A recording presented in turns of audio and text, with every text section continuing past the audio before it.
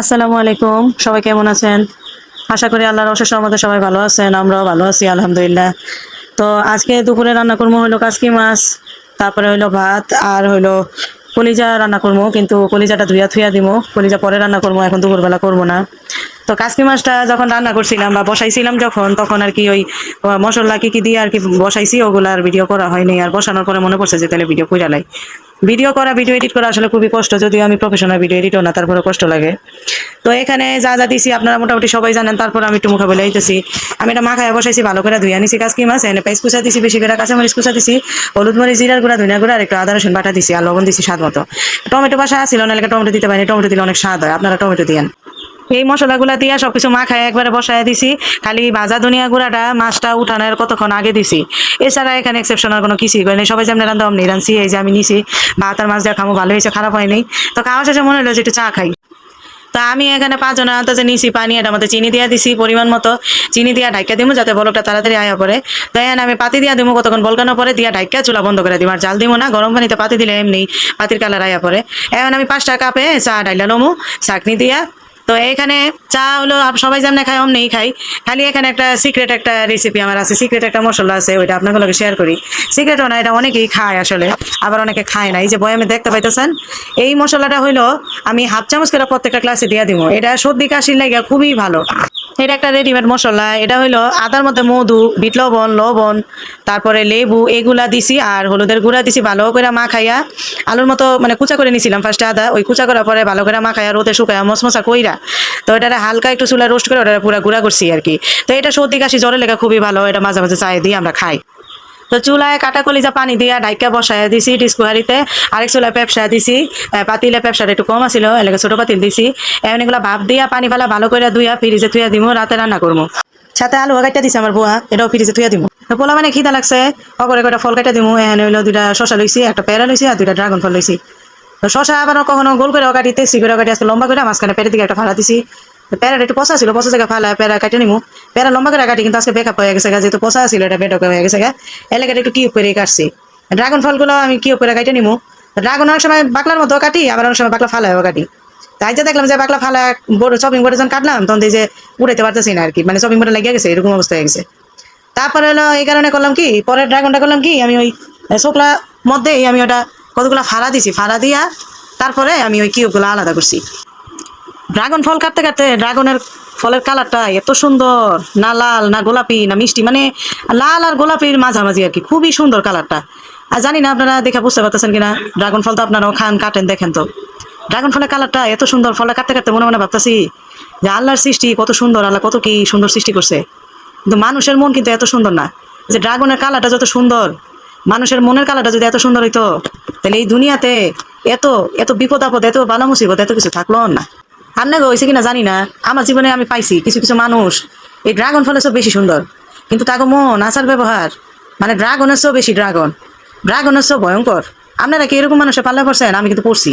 হঠাৎ করে ফল কাটতে কাটতে মনে পড়ে গেল, এই যে কলিজারি দুইয়া একটা ডিসকোয়ারিতে লইছি, কলিজার ব্যবসা ধুইতে যায় আমার জানটা বাইরে হয়ে গেছে। দুপুরের খাওয়ান শেষ, সবার খাওয়ান শেষ, এখন বেটা জরুরি গেছে বাইরে, যে বান্দর গুলা বেটা গায়ে ঝুলে রইছে। বেড়া গেছে দেখে এখন সমানে একটা কান্তায় আছে, আর আরেকটা আছে লইয়া মোড়া লইয়া দরজা খোলার চেষ্টা করতেছে।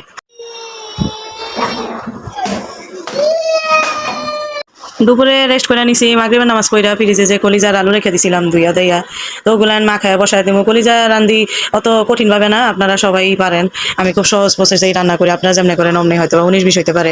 আমি এনে পরিমাণ মতো পেঁয়াজ দিয়ে দিলাম, পেঁয়াজ ধরেন 2 কাপ দিছি, তারপর কাঁচামরিচ 8-10টা দিছি, গোটা গরম মশলা দিছি অল্প করে, আলমালিকের কোল্ড প্রেসের সরষের তেল দিছি, তারপর এখানে লবণ দিব, হলুদ গুঁড়া, মরিচ গুঁড়া, জাল একটু বেশি দিব, কলিজা একটু জাল জাল হলে মজা লাগে। তারপরে এখানে হলো গরম মশলা গুঁড়া দিব, ধনিয়ার গুঁড়া দিব, আদা রসুন বাটা দিব, একটু জয়ফল জয়তি গুঁড়া দিব, সামান্য একটু রাঁধুনি মশলার গুঁড়া দিব। সবকিছু আমি দিয়া তারপরে হইলো মশলা, তারপরে কলিজা দিয়া এটা ভালো করে মাখায়া একবার আমি বসাই দেবো প্রেশার কুকারে। আমি অত ঝামেলা করি না, পেঁয়াজ ভাজি আসলে কলিজা গরু মাংস খাসি মাংস রান্না করি না। খাসি মাংস, গরু মাংস, ভুড়ি, কলিজা এগুলো আমি মাখাই রান্না করি। খালি মুরগির মাংসটা আমি পেঁয়াজ ভাজা মশলা কষায় রান্ধি। আর মুরগি আমি মাখায় রান্ধা দিচ্ছি, আসলে ওরকম ভালো লাগে না, বা আমি হয়তো বা মাখায় রাঁধতে পারি না মুরগিটা, এটা হইতে পারে। কিন্তু গরু, খাসি, কলিজা, ভুড়ি এগুলো আমি মাখাই রান্না করি সবসময়। এখানে চাইলে আপনারা টমেটো অ্যাড করতে পারেন, তো টমেটো বাসা ছিল না, টমেটো না দিলেও মজা হয়। তো যাই হোক, আপনারাও পারেন। পানি দিমু খুবই সামান্য, এই ধরেন হইলো 1 কাপের মতন পানি দিমু।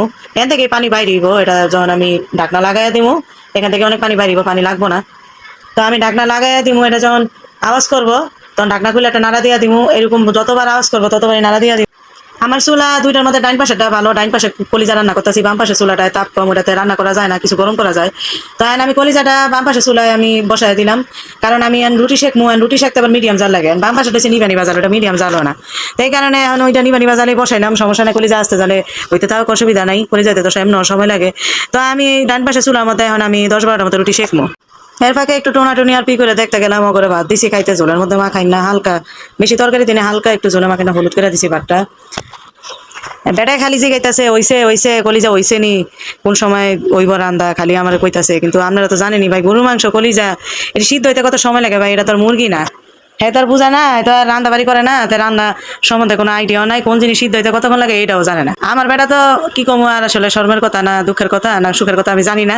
আমার বেটা তো আসলে ডিমও বাঁচতে পারে না, ডিম বাঁচতে গেলে ডিমে তেল কম দেয়, পুরাই ভালায়। তো হের কোনো কিছুই আমরা খাইতে পারি না, লেগে হেরে দিয়া কোনোদিন কিছু করাইও নাই করাইও না। হ্যাঁ নুডলস সিদ্ধ করতে পারে কিন্তু নুডলস ভাজতে পারে না। আবার চা বানাইতে পারে কিন্তু চায়ে চিনি কম দেয়, চা হয় তিতা। তো আমার ভাইয়েরা কিন্তু রান্না কিন্তু সেই পারে, মাইয়া মানুষের চেয়েও বেশি মজা হয় রান্না, আমগো চেয়ে বেশি মজা আমার ভাইয়ের রান্না। তো কথা কইতে কইতে কলিজা অনেকটা সিদ্ধ হয়েছে, ধরেন 80% সিদ্ধ হয়েছে, এমন অবস্থা আলুটা দিয়ে দিছি। তো কলিজাটা এই আলুর সাথে বাকিটা সিদ্ধ হয়ে যাইব ইনশাল্লাহ, যেহেতু প্রেশার কুকারে দিছি, এই তাপে সিদ্ধ হয়ে যাইব গিয়া। এখন আলুটা সিদ্ধ হওয়া পর্যন্ত অপেক্ষা করবো, আলুটা সিদ্ধ হয়ে গেলে পরে এটা কোনো একটা বড় পাতিলে আমি ডাইলা নিবো।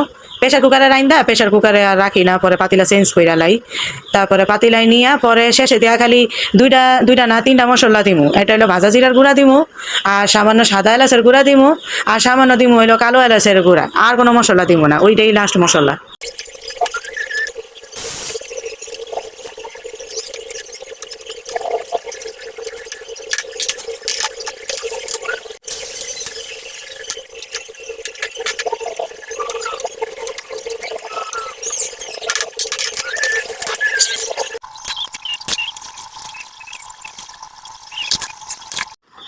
আমার এটা এখন অনেকটাই হয়ে গেছে গা, কলিজা আলু দুইটাই সিদ্ধ হয়ে গেছে গা।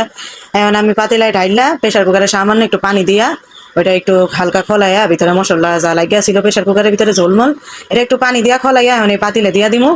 তারপরে একটু নাইরা সাইরা কতক্ষণ বলকাইব, বলকানোর পরে আমি এখানে ভাজা জিরার গুঁড়া দিমু, কালো এলাচের গুঁড়া, সাদা এলাচের গুঁড়া দিমু।